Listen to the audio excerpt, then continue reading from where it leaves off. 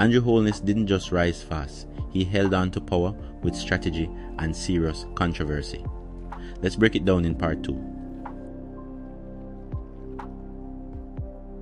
After losing in 2011, Holness came back in 2016 with a razor-thin majority. He launched the 5 inches 4 economic growth plan, promised tax breaks, and started housing projects under the HOPE program. But his time in power hasn't been quiet. The Petrojam scandal, the Firearm Licensing Authority drama, and most recently, the Integrity Commission's referral of Holness for possible corruption, though it was later cleared by the DPP. Despite that, Holness has reshaped Jamaica's image internationally, pushed for digitization, and invested in roads, education, and crime reform. Some say he's building a legacy, others say it's just PR.